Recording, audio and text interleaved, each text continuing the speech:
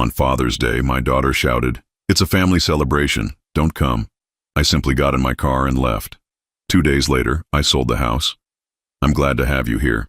Follow my story until the end and comment the city you're watching from, so I can see how far my story has reached. I stood on the front porch of what used to feel like my second home, holding a small wrapped gift and a card I'd spent 20 minutes writing. The June heat pressed against my back, but inside my chest, something much colder was forming. Through the screen door, I could hear laughter, the clink of glasses, children's voices mixing with adult conversation. My grandchildren were in there, probably wondering where Grandpa was. I knocked gently, the way I always did. Footsteps approached, and I straightened my shirt, forcing a smile. When the door opened, Stella appeared.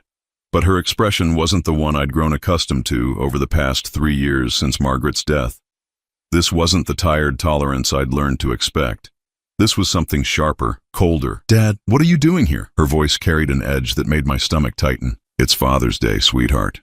I brought something for the kids and thought maybe we could... It's a family celebration."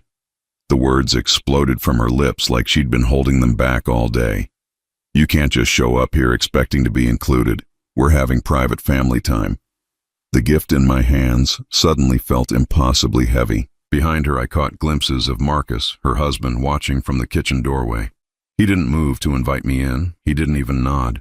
My 7-year-old grandson Tommy appeared behind Stella's legs, his face lighting up when he saw me. "Grandpa Walter, Mom, Grandpa's here," he called out excitedly. Stella's hand moved to Tommy's shoulder, gently but firmly guiding him back inside. "Tommy, go play with your sister. Grandpa was just leaving." The words hit me like a physical blow. Just leaving. As if I hadn't spent the last 3 years trying to rebuild some kind of connection with the daughter who'd become a stranger after her mother's funeral. As if I hadn't been the one who helped her through college, who walked her down the aisle, who held her babies when they were born. "Stella, I don't understand. I'm your father. If anyone belongs at a Father's Day celebration, don't." Her voice dropped to a hiss, and she stepped onto the porch, pulling the door shut behind her. "Just don't, Dad. You think you can keep inserting yourself into our lives whenever you want. We need space. We need to be a family without you constantly hovering." Hovering. The word stung worse than I expected. In the 3 years since Margaret died, I'd tried so hard to find the right balance. Not too present, not too absent. I'd helped when they asked, stayed away when they didn't. I thought I'd been respectful. I thought I'd been wanted, at least sometimes. "I wasn't hovering," I managed to say, my voice coming out smaller than I intended. "I just wanted to spend Father's Day with my family, with my grandchildren." Stella crossed her arms, and I saw so much of her mother in that gesture it made my chest ache. But Margaret would never have looked at me with such cold dismissal. "Your family?" she repeated, and there was something cruel in the way she emphasized the words. "Dad, you need to understand something. Marcus and we're building our own family traditions now, our own way of doing things. And frankly, having you around all the time is becoming uncomfortable."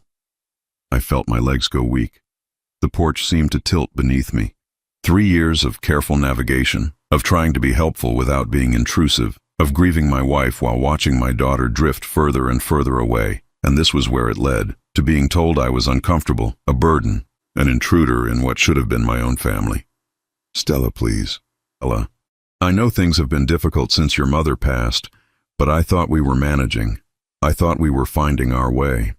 She looked at me for a long moment, and I searched her face for any trace of the little girl who used to run to me when she scraped her knee, who used to beg me to read just one more bedtime story. Instead, I saw impatience and something that looked almost like pity. "Dad, you need to find your own life. Stop trying to live through ours." The screen door opened behind her and Marcus appeared, his presence immediately changing the dynamic.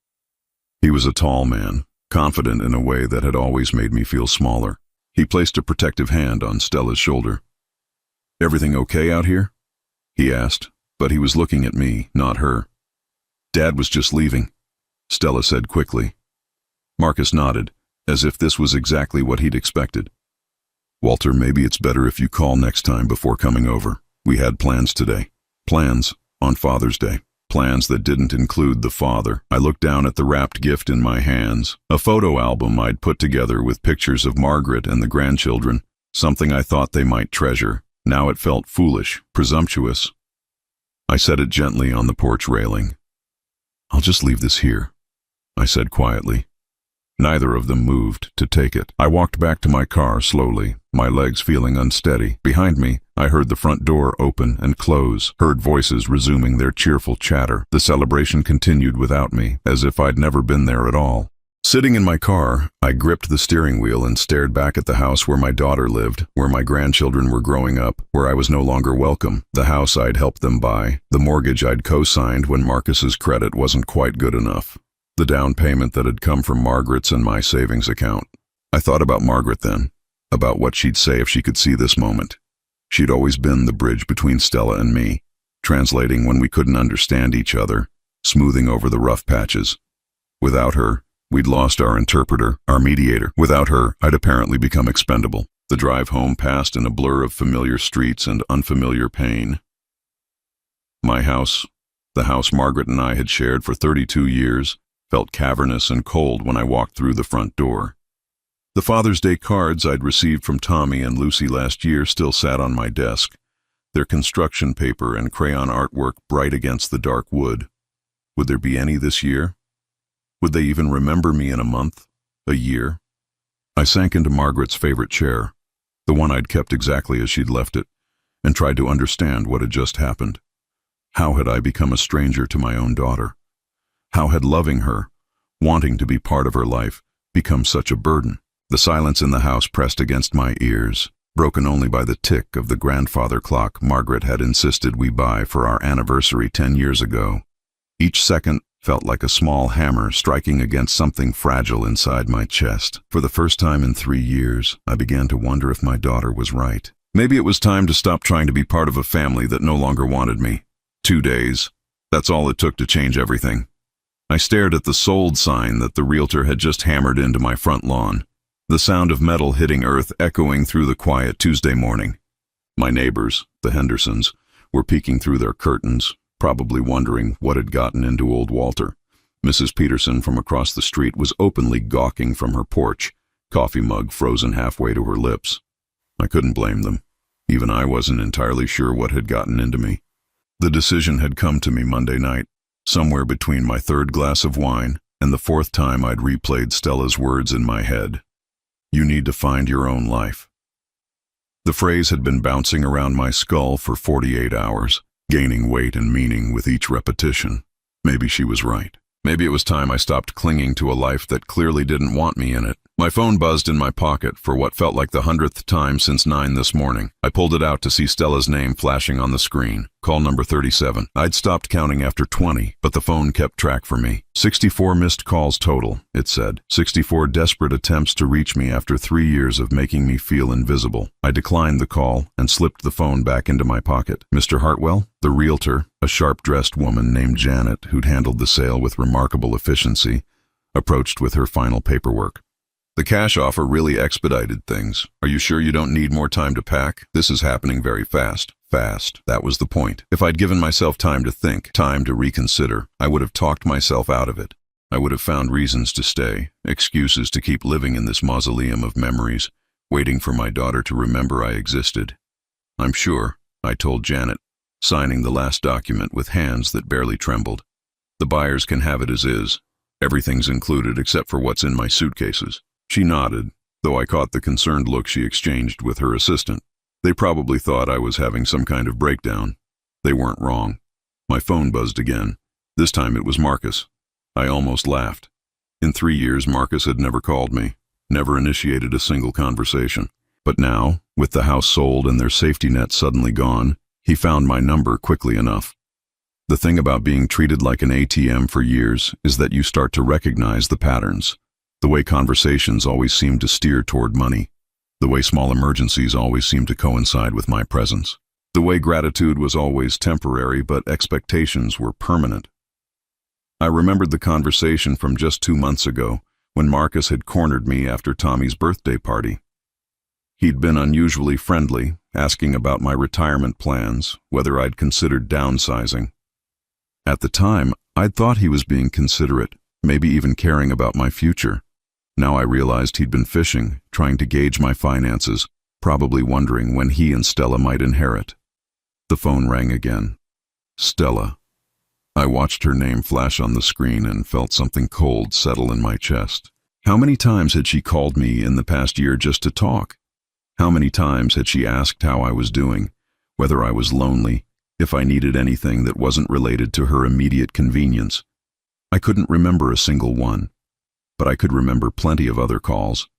The time their washing machine broke and they needed $800 just until Marcus's bonus came through. The time Stella's car needed new tires and they were a little tight this month. The time Tommy needed money for a school trip and they hated to ask, but knew I'd understand. I'd understood every time. I'd opened my wallet every time. I'd been the reliable father, the dependable grandfather, the man they could count on to solve their problems with a check and a smile. Standing on the lawn of the house I'd just sold, watching Janet drive away with paperwork that would change everything, I wondered when I'd become so disposable everywhere, except when they needed something. My phone buzzed with a text from Stella. "Dad, please call me back. We need to talk. This is important." Important. Everything was important when they needed something from me. My feelings, my loneliness, my grief. Those things were never important enough to warrant a phone call. I started walking toward my car, 2 suitcases in hand. Everything else. 32 years of marriage, 3 years of widowhood, a lifetime of accumulated possessions, belonged to strangers now. The buyers, a young couple with twin toddlers, had been thrilled to get a fully furnished house. They'd probably never know that they were buying my daughter's inheritance along with the property. Another call. This time I answered. "Dad, thank God. I've been trying to reach you all day. What's this about selling the house? Mrs. Henderson called Aunt Rose and she called me, and nobody understands what's happening. You can't just sell the house without telling anyone." The panic in her voice was real, but it wasn't concern for me. It was fear of losing something she'd counted on having someday. "I can sell my own house whenever I want, Stella." "But Dad, that house, it's been in the family for decades. It's where I grew up, where the kids come to visit." "When do they come to visit?" I cut her off, surprised by the steadiness in my voice. "When was the last time Tommy and Lucy came to see their grandfather just because they wanted to? Not for a birthday party where they had to come, not because you needed a babysitter, but just to spend time with me?" Silence. I could practically hear her scrambling for an answer that wouldn't sound as hollow as we both knew it was. "That's not..." "Dad, you're being unreasonable. Families don't work like that. We all have busy lives, but that doesn't mean we don't care. And you can't just make major decisions without consulting the family." The family. 2 days ago, I wasn't part of the family. Now, suddenly, I was required to consult them before making decisions about my own life. "Where are you going?" Marcus's voice came through the phone, distant but audible. He'd taken the phone from Stella. "That's not really your concern anymore, is it?" "Look, Walter, I think we got off on the wrong foot Sunday." Stella was stressed. The kids were wound up. Maybe things came out wrong. But selling the house? That's extreme. That's the kind of decision you make when you're not thinking clearly. Not thinking clearly. As if the only rational response to being rejected by your own daughter was to continue living in the shadow of that rejection, waiting patiently for the next crumb of acknowledgement. "I'm thinking more clearly than I have in 3 years. Dad, please." Stella had taken the phone back, and now she was crying, real tears, from the sound of it. "I'm sorry about Sunday, okay? I was having a bad day, and I took it out on you, but you can't just disappear on us. What about the kids? What about me? What about her?" It always came back to what about her? What about her needs, her comfort, her plans? What about the safety net I provided? The financial security, the knowledge that Dad would always be there to fix whatever went wrong. "Stella, for 3 years I've been trying to figure out how to fit into your life, how to be helpful without being intrusive, how to be present without being a burden. And Sunday you made it very clear that I don't fit. So I'm taking your advice. I'm finding my own life." "But the house, Dad, that house is worth. It's our security. It's the kids' college funds. It's our future." And there it was. The real reason for the 64 phone calls. Not concern for my welfare, not worry about my state of mind. The house was their security, their future. I was just the inconvenient guardian of their inheritance. I reached my car and threw the suitcases into the trunk. The buyers would take possession tomorrow. I'd already booked a hotel room for the night, and after that, for the first time in decades, I had no obligations, no one depending on me, nowhere I had to be. "The money from the house is mine to do with as I choose," I said quietly. "Just like my time, my energy, and my presence, all mine to give or withhold as I see fit. Dad, you're scaring me. I almost laughed. Now I was scaring her. After years of taking me for granted, of treating me like a convenient utility that could be turned on and off as needed, my daughter was finally scared. Not scared for me, but scared of what life might look like without her reliable backup plan. Don't be scared, Stella. Be independent. Isn't that what families do? Build their own traditions, their own way of doing things. I hung up before she could respond and turned off the phone. The silence was immediate and profound. No more buzzing, no more demands, no more guilty obligations. I got in my car and drove away from the only life I'd ever known, feeling lighter with every mile. The hotel room was generic and sterile, exactly what I needed. No memories lurking in the corners, no photographs staring at me from side tables, no echoes of Margaret's laughter bouncing off familiar walls. Just beige walls, a firm bed, and the kind of silence that let me think without drowning in nostalgia. I sat on the edge of the bed, holding a photograph I'd salvaged from my desk drawer before leaving. It was from Stella's wedding day, 7 years ago. She looked radiant in her white dress, Marcus handsome and confident beside her. I was in the background, beaming with pride, my arm around Margaret, who was dabbing tears from her eyes with a lace handkerchief. That was before Marcus started reshaping my daughter into someone I barely recognized.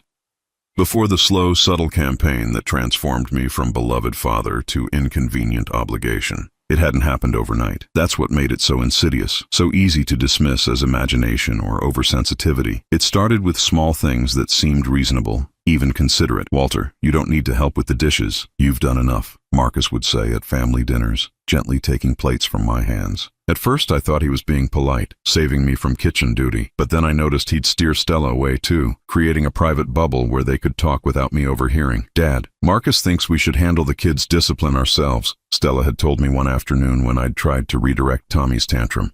It's important for us to establish our authority. Again, it sounded reasonable. Good parenting practice.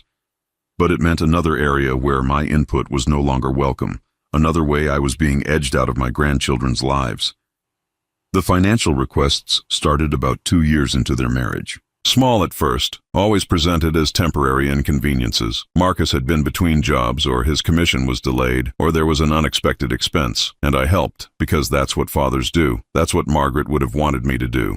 But somewhere in the back of my mind, even then, I'd wondered why a man who claimed to be building a stable life for my daughter seemed to have so many financial emergencies.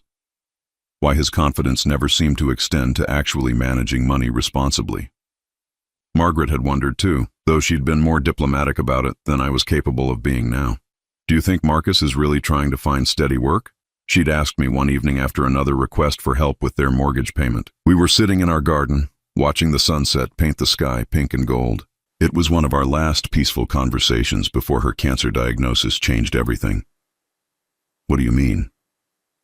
I mean, he's very charming, very good at explaining why things aren't his fault. But it seems like there's always something, always a reason why he can't quite get ahead. I'd defended him then, told Margaret that young couples struggled sometimes, that we'd been lucky with our stable careers and shouldn't judge. But Margaret had just nodded and said, I hope you're right, Walt. I hope I'm just being an old woman who worries too much. She'd been dying then, though we didn't know it yet. The fatigue we'd attributed to her busy schedule at the library was actually her body beginning its final fight. Within 6 months, she'd be gone, and I'd be left to navigate the complicated dynamics of my daughter's marriage without her wisdom to guide me. That's when things really changed. Without Margaret as a buffer, Marcus became bolder in his subtle manipulations. He had opinions about everything I did, always delivered with a smile and framed as concern for my well-being. Walter, don't you think it's time to consider downsizing? This big house must be lonely now.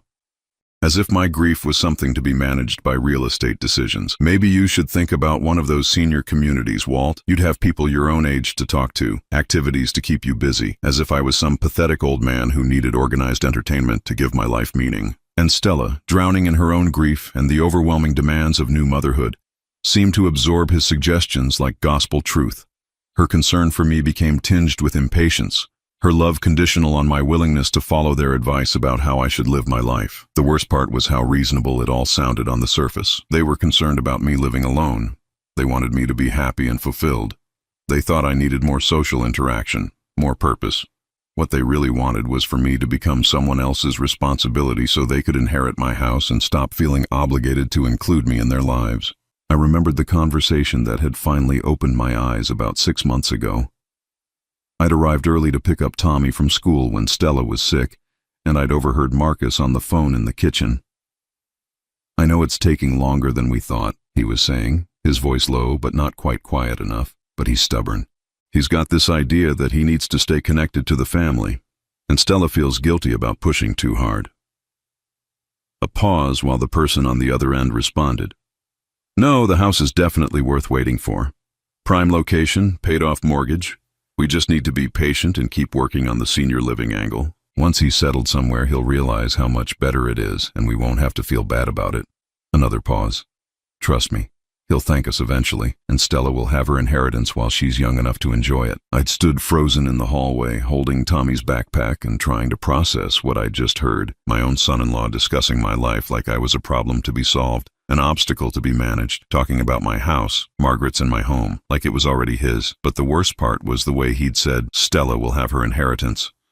Not they'll inherit someday, or when Walter passes on, as if my death was simply a formality standing between them and what they considered rightfully theirs. That night I'd tried to talk to Stella about it. Not directly. I wasn't ready for that confrontation, but carefully, obliquely. "Honey, I hope you don't worry about me living in the house alone. I'm managing just fine, and it's important to me to stay where I have memories of your mother." Stella had looked uncomfortable, fidgeting with her wedding ring the way she used to fidget with her hair when she was a child and trying to avoid trouble.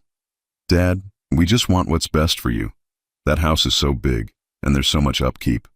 Wouldn't you be happier somewhere with less responsibility?" Less responsibility.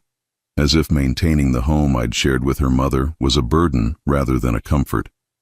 As if the garden Margaret had planted, the rooms we'd decorated together, the spaces where we'd raised our daughter were just sources of stress to be eliminated. "I like the responsibility," I'd told her honestly. "It gives me purpose. It keeps me connected to your mother." "But Dad, you can't live in the past forever. Mom wouldn't want you to become a hermit because of the house." Hermit. When had spending time in my own home become hermit behavior? When had choosing to live among my memories instead of starting over become pathological? "I'm not living in the past, Stella. I'm living in the present, in a place that brings me comfort. There's a difference."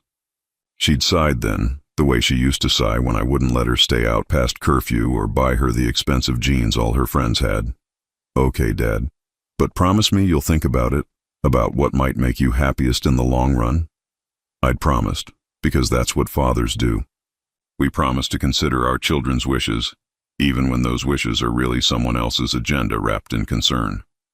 Now, sitting in this anonymous hotel room, I realized I had been thinking about it. For months, I'd been thinking about what would make me happiest.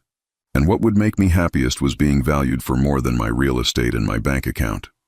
What would make me happiest was having a daughter who called me because she missed me, not because she needed something. What would make me happiest was being welcomed into family celebrations instead of being told I was unwelcome at my own Father's Day. The photograph in my hands showed a different time, when I was the proud father walking his daughter down the aisle, when Margaret was alive to anchor our family with her unconditional love, when our future together seemed secure and warm, but that Stella was gone, replaced by someone who saw me as a problem to be managed. That family was gone, dissolved by death and manipulation, and the slow poison of being treated like a burden. Maybe it was time to stop mourning what I'd lost and start building what I actually wanted. The coastal town of Millfield appeared around a bend in Highway 1 like something from a postcard I'd never been brave enough to believe in. Salt-weathered houses dotted the hillside, their windows catching the late afternoon sun like scattered coins. Below them, the Pacific stretched endlessly, its surface broken by the gentle rhythm of waves against weathered rocks. I'd been driving for 3 days, staying in roadside motels and eating at diners where nobody knew my name or expected anything from me. Each mile between me and my old life felt like shedding skin, leaving behind layers of obligation and disappointment until something lighter began to emerge underneath. Millfield had called to me from a travel magazine I'd found abandoned in a diner booth outside Sacramento. America's hidden coastal gems, the article had promised, and there was something about this particular gem that made me pull over and study the photographs more carefully.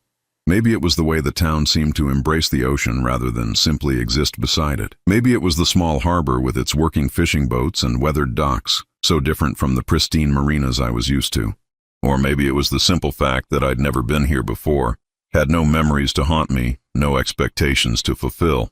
I found a small inn called the Anchor's Rest, perched on a bluff overlooking the harbor. The owner, a woman named Catherine with silver hair and laugh lines around her eyes, showed me to a room with a view that made my chest tight with something I hadn't felt in years. Wonder, maybe, or possibility. "How long will you be staying?" she asked as I signed the register. "I don't know yet," I answered, and realized it was the most honest thing I'd said in months. My phone had been buzzing intermittently during the drive, but I'd learned to ignore it. Now, setting my bags down in the simple, clean room, I finally turned it on to find 47 new messages. 47 attempts to drag me back into a world where I'd been reduced to a walking wallet and emergency contact. The first few were from Stella, her voice progressing from confused to angry to something approaching panic. "Dad, where are you? This isn't funny anymore. We need to talk about the house situation. Marcus talked to a lawyer. You can't just dispose of family assets without consulting us. There might be legal implications. Dad, I'm worried about you. This isn't like you. Please call me back so we know you're safe." The legal threat made me laugh out loud, a sound that echoed strangely in the quiet room. 3 years of being treated like an inconvenience, and now suddenly I was disposing of family assets rather than my own property. Marcus had left messages too, his tone carefully controlled but with an edge that revealed his true feelings. "Walter, this is getting out of hand. You're acting irrationally and it's affecting the whole family. We need to discuss this like adults. I've spoken to a financial advisor about your situation. There are ways to handle this that make sense for everyone involved. Call me. My situation. As if my desire to live independently was a medical condition that required professional intervention. But it was the message from my sister Rose that stopped me cold. "Walt, honey, I know you're hurting. Stella called me crying, saying she's afraid she drove you to do something desperate. I told her you're stronger than that, but I need to hear your voice. Please call me, just so I know you're okay. Rose." My younger sister who lived in Portland, who'd always been the voice of reason in our family. Who'd held my hand at Margaret's funeral and told me that grief was a journey, not a destination. If Stella had called Rose crying, she was either genuinely worried or putting on quite a performance. I dialed Rose's number, and she answered before the first ring finished. "Walt? Oh, thank God, where are you? Are you all right?" "I'm fine, Rose. Better than fine, actually. Stella says you sold the house without telling anyone. She says you've disappeared and she's afraid." Rose's voice trailed off. "Afraid of what?" "She thinks you might be having some kind of breakdown. She says this isn't like you, making impulsive decisions, cutting off contact." I walked to the window and looked out at the harbor, where fishing boats were returning with the day's catch. Men and women who worked with their hands, who understood the simple satisfaction of a job well done, of providing for themselves through their own efforts. Maybe this is exactly like me, Rose. Maybe I've just been pretending to be someone else for so long I forgot. "What do you mean?"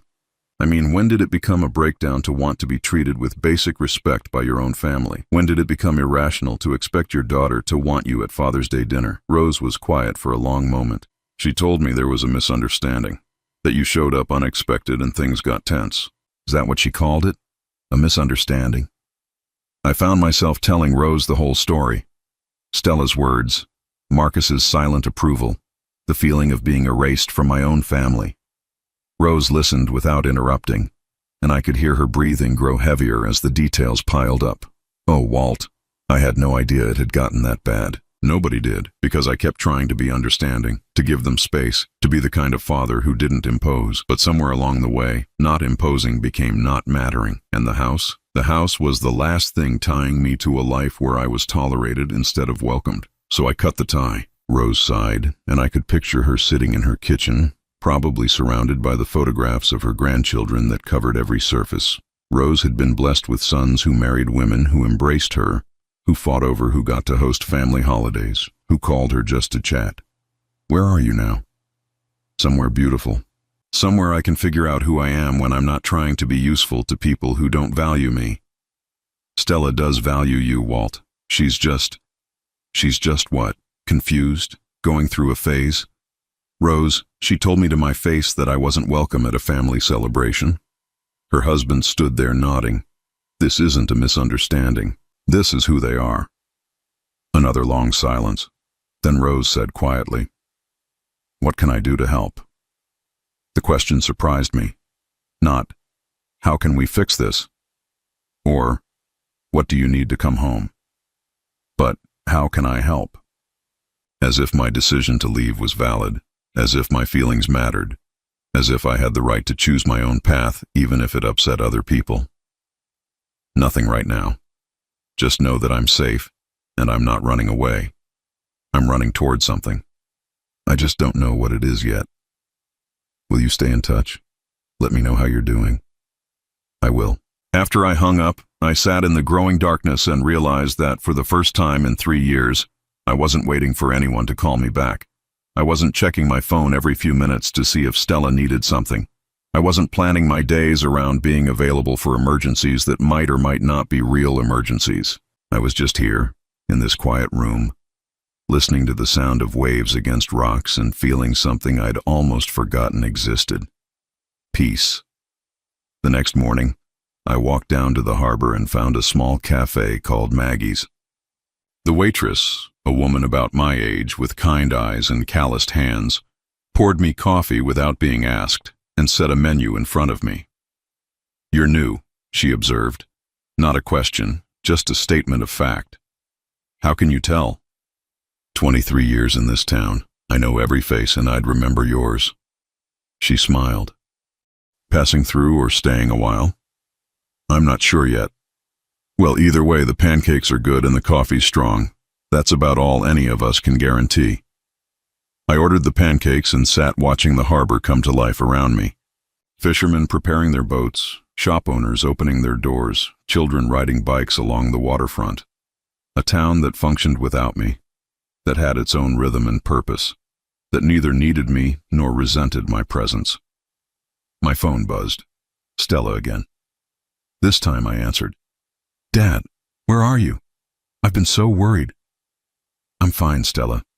"But where are you? Why won't you tell us where you are?" "Because I don't want you to come looking for me." The words hung in the air between us, honest and brutal.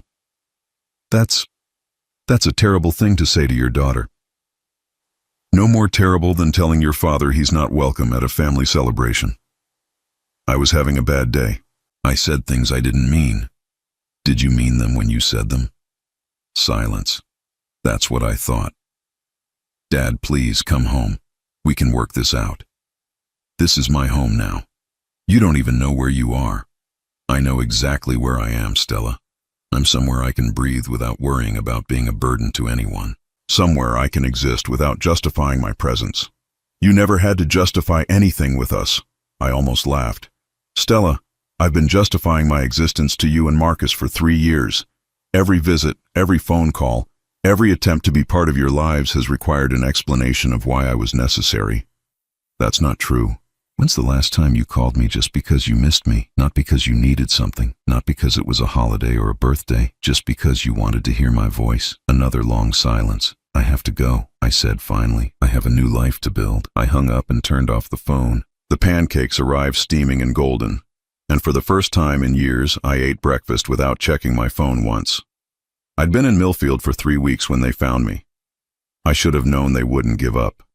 The financial stakes were too high, the control too important to Marcus's carefully orchestrated life plan. But I'd gotten comfortable in my small rented cottage overlooking the harbor, comfortable with my morning walks to Maggie's cafe, comfortable with the rhythm of a life that belonged entirely to me.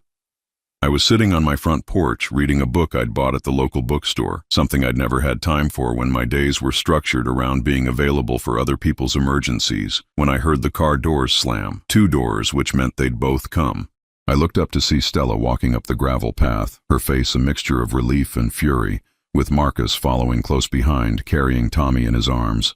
My heart clenched at the sight of my grandson.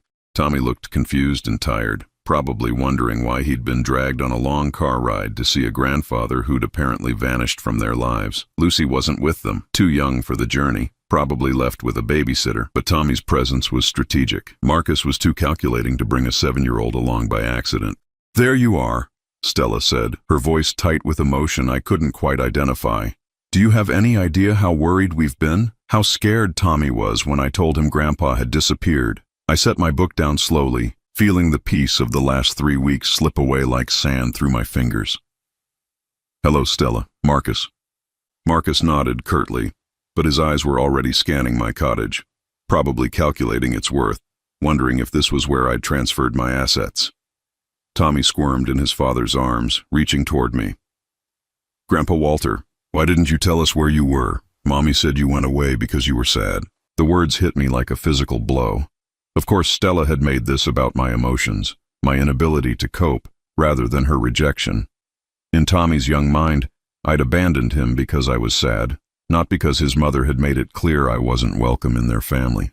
"I wasn't sad, buddy," I said carefully, stepping down from the porch. "I just needed to find a new place to live. But why didn't you take us with you? It's pretty here." Out of the mouths of babes, Tommy saw the beauty of this place, the peace of it, while his parents saw only inconvenience and distance from their plans. Marcus set Tommy down, and the boy immediately ran to me, wrapping his arms around my legs in the unconscious way children express love. I hugged him back, breathing in the familiar scent of his shampoo, feeling my resolve waver for the first time since I'd left. "Tommy, why don't you go explore the beach?" Stella suggested, her voice artificially bright. "Stay where we can see you, okay?" Tommy looked disappointed but obedient, walking down toward the water with the resignation of a child accustomed to adult conversations that didn't include him. The moment he was out of earshot, Stella's composure cracked. "How could you do this to us?" she demanded, tears already forming in her eyes. "How could you just disappear without a word? Tommy cried for 3 days thinking something had happened to you. I told you I was fine. I answered your calls until you started making legal threats. We weren't making threats. We were trying to protect you from making decisions you might regret later. Decisions about my own life and my own property." Marcus stepped forward, his jaw tight with barely controlled anger. "Let's cut through the emotional manipulation, Walter. You sold a house worth $800,000 without consulting anyone. You've disappeared to God knows where, spending money with no regard for your future security or your family's inheritance. This isn't the behavior of someone thinking clearly.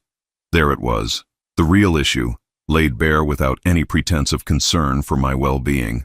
My family's inheritance, as if my death was simply a delayed financial transaction. Marcus, that house was mine to sell, the money is mine to spend, and the idea that I need to preserve your inheritance while I'm still alive is exactly the kind of thinking that made me leave in the first place." Stella stepped between us, her hands shaking. "This isn't about money, Dad. This is about family. This is about not abandoning the people who love you." "Love me?" The words came out harsher than I intended. "Stella, when's the last time you treated me like someone you loved instead of someone you tolerated?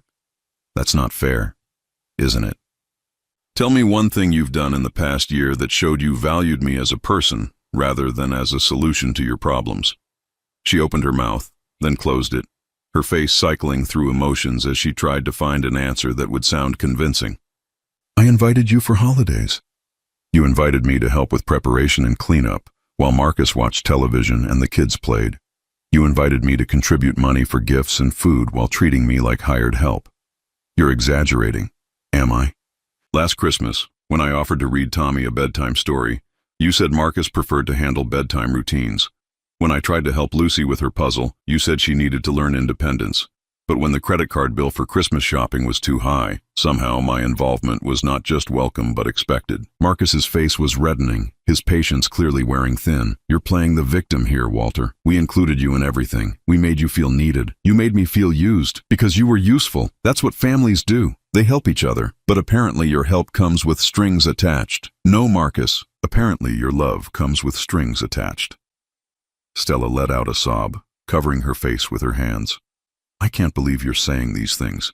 After everything we've been through together, after Mom died, and we were all grieving. We weren't all grieving together, Stella. I was grieving alone while you and Marcus made plans for my future that didn't include my input. I told them then about the conversation I'd overheard, about Marcus discussing me like a problem to be solved, about their plans to move me into senior living so they could claim their inheritance early. Stella's face went white, then red, then white again. That's not.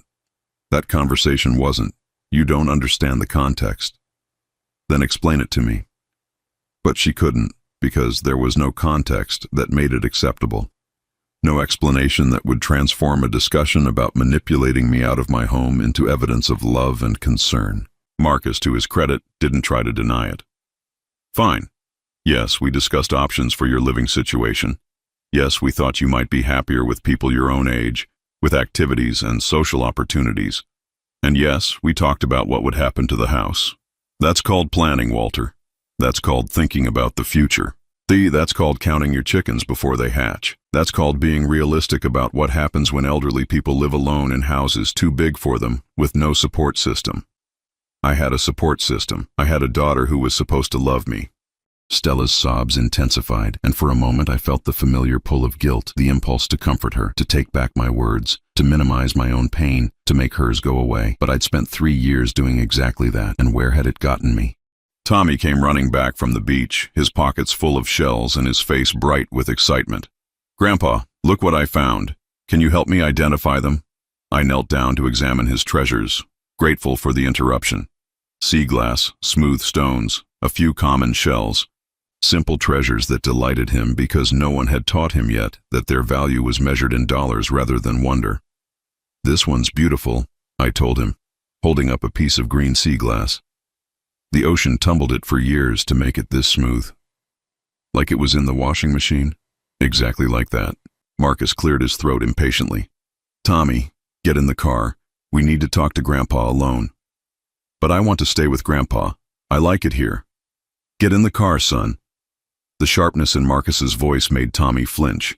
He looked up at me with confusion and disappointment, another casualty of the adult conflicts he didn't understand. It's okay, buddy, I said gently. Maybe you can visit again soon. Will you come home with us now? The hope in his voice nearly broke my resolve. This innocent child who loved me simply and completely, who didn't understand why his grandfather had suddenly become a stranger, who just wanted his family to make sense again. I am home, I said softly. This is my home now. Tommy's face crumpled and Stella immediately scooped him up, shooting me a look of pure accusation. See what you're doing? She hissed. See how you're hurting him? But I was done taking responsibility for hurts I hadn't caused. I'm not hurting him, Stella. This situation is hurting him. The fact that you're using a 7-year-old as emotional leverage is hurting him. Marcus took Tommy from Stella's arms, walking him toward the car with quiet reassurances. When he came back, his expression was colder than I'd ever seen it. This ends now, Walter. You've had your little rebellion. You've made your point, but enough is enough. You're coming back with us today, and we're going to work this out like adults. No, I'm not. Yes, you are. Because if you don't, you'll never see Tommy or Lucy again. Stella's done playing games with someone who clearly doesn't care about his own family. The threat hung in the air like smoke. They were willing to use my grandchildren as weapons, to cut me off from the 2 people in the family who loved me without conditions.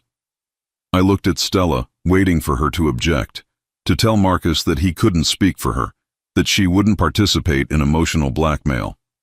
But she just stood there, tears streaming down her face, saying nothing. You'd really keep the children away from me because I won't live where you want me to live. We'd protect the children from someone who's clearly unstable. Unstable. The word Marcus had been building toward since he arrived. The narrative that would justify anything they did next. Court interventions, guardianship proceedings, whatever legal maneuvers they thought might restore their control over my life and assets. I walked to my front door and turned back to face them. Get off my property. Stella gasped. Dad, get off my property and don't come back unless you're invited. You can't mean that. I mean every word. I went inside and closed the door behind me, leaning against it as I listened to their voices rise in argument, heard the car doors slam, heard the engine start and the gravel crunch under tires as they drove away. Through my front window, I watched Tommy's face pressed against the back windshield, his small hand waving goodbye to a grandfather he might not see again for a very long time. It was the hardest thing I'd ever done, letting them drive away. But it was also the most necessary. 6 months later, I was sitting on my porch watching the morning fog lift from the harbor when I saw the familiar car climbing the winding road toward my cottage. But this time, only one door opened. Stella walked up the path alone, moving slowly, uncertainly. Gone was the confident anger from her last visit, replaced by something I hadn't seen in her face for years: humility. She looked thinner, older somehow, as if the months since our confrontation had carved something essential from her features. I didn't get up from my rocking chair, didn't rush to greet her or pretend that time had erased the wounds. I just watched her approach, noting the absence of Marcus, the careful way she moved, like someone who'd learned that ground could shift without warning. "Hello, Dad." "Stella?" She stood at the bottom of my porch steps, hands twisted together, looking more like the uncertain teenager she'd once been than the confident woman she'd tried to become. "May I sit down?" I gestured to the empty chair beside me, the one I'd bought hoping someday I might have visitors who came because they wanted to, not because they needed something. We sat in silence for several minutes, watching fishing boats return to harbor with the morning catch. The silence felt different than it had 6 months ago, less hostile, more thoughtful. "Where's Marcus?" I asked finally. "Gone." The word came out flat, matter of fact. "He left 3 months ago, filed for divorce last week." I felt a complex mixture of emotions: relief, vindication, and, underneath it all, genuine sorrow for my daughter's pain. Whatever else Marcus had been, she'd loved him, built a life with him, believed in the future he'd promised. "I'm sorry, Stella." She looked surprised. "Are you?" "I'm sorry you're hurting. I'm sorry your marriage failed." "I'm not sorry he's gone." A small, rueful smile crossed her face. "You never liked him." "I tried to like him, for your sake, but no, I never trusted him." "Why didn't you say something? Would you have listened?" She considered this, then shook her head. "Probably not. I thought you were jealous of him, jealous that I had someone else to depend on. I was never jealous of your happiness, Stella. I was concerned about your judgment. Turns out your concerns were justified." I waited for her to continue, sensing there was more she needed to say. "He cleaned out our joint accounts before he left. Took everything except what was in my individual checking account, about $300. She let out a bitter laugh. "Turns out all those financial emergencies over the years weren't emergencies at all. They were a pattern. He was always spending more than he earned, always counting on someone else to bail him out. First me, then you. Always you, Dad. Even after we were married, even when he was supposed to be providing for us, it was always your money keeping us afloat. The mortgage payments, the car repairs, the kids' expenses. I thought we were just going through a rough patch, but we never weren't going through a rough patch." I felt a familiar anger rise in my chest, not at Stella, but at the man who'd manipulated both of us, who'd used my love for my daughter to fund his irresponsible lifestyle. What about the kids? They're with me. He didn't fight for custody, didn't even ask for visitation rights. "Tommy keeps asking when Daddy's coming home, and I don't know what to tell him." The pain in her voice was real, and despite everything, my instinct was to comfort her, to offer solutions, to try to fix what was broken. But I'd learned to recognize that instinct now, to question whether help was being requested or assumed. "What do you need from me, Stella?" She looked at me sharply, as if she'd expected different words. "I don't. I'm not here to ask for anything." "Then why are you here?" "To apologize." The words came out in a rush, as if she'd been practicing them. "To tell you that you were right about Marcus, right about the way we were treating you, right to leave when you did. And to ask if there's any way we can start over." I rocked slowly in my chair, watching seagulls wheel over the harbor. Start over. It sounded simple, but I knew it wasn't. Too much had been said. Too much trust had been broken. You couldn't just erase years of being taken for granted with a single apology. "Tell me about your life now," I said, instead of answering her question directly. "It's hard. I got a job at the library. Part-time, but it's something. Mrs. Henderson from next door watches the kids after school. Tommy's angry all the time. Lucy keeps asking for Grandpa Walter, and I'm tired constantly." She paused, but it's honest. For the first time in years, I'm living honestly.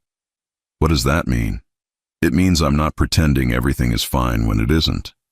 I'm not covering up Marcus's problems or making excuses for why we always need help. I'm not lying to myself about what kind of man I married or what kind of daughter I've been. The admission hung between us, raw and real. I drove you away, she continued, her voice barely above a whisper. I let Marcus convince me that you were the problem, that you were too needy, too dependent on us. But it was the opposite, wasn't it?